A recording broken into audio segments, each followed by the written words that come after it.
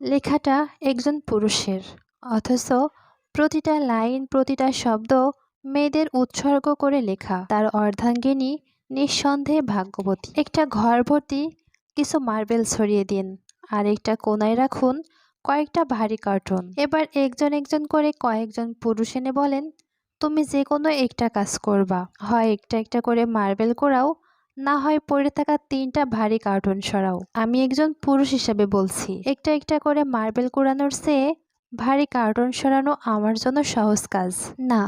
আমরা শুধু সহানুভূতি থেকে মেয়েদের জন্য ঘর ঠিক করে দেয়নি, বরং আমরা জানি আমাদের ধৈর্য কম, শক্তি বেশি। আমার না পারা কাজটা যে মেয়েটা করে দেয়, তার কাজের গুরুত্ব আমার কাছে কতটুকু। পুরুষ শাসিত এই সমাজে মেয়েটা নিজেও মাথা নিচু করে বলে সে নাকি কিছুই করে না। রাত 12টার পরেও মশারি গুছতে গুছতে মেয়েটা ভাবে সে একটা গৃহিণী। ঘুম থেকে উঠে সাজানো ডাইনিং দেখে চোখ দুটো চকচক করলেও দৃশ্যের আড়ালে থেকে যায় তার গরম চুলার ভাব। লবণ কম অথবা ঝাল বেশি আমাদের দৃষ্টি না এড়ালেও গরম তেলে ফোসকাটা পড়াটা ঠিকই থাকে তার দৃষ্টির আড়ালে। যে নারী কিছুই করে না, সে নারীর সন্তানের দায়িত্বটা শুধু আপনাকে দেয়া হোক। আপনি তখন কার্টুনও সরাবেন, মার্বেলও কুড়াবেন, তবু বাচ্চার চিৎকার শুনতে ঘরে বসে থাকবেন না। আমরা পুরুষ বেছে নিয়েছি আমাদের কাজ, আর দিনভর যে নারী মার্বেল কুড়াই সে নারীকে বলি অকর্মা। ঘর বাচ্চা সামলানোর চেয়ে আরেকটা বিয়ে করা যে সহজ।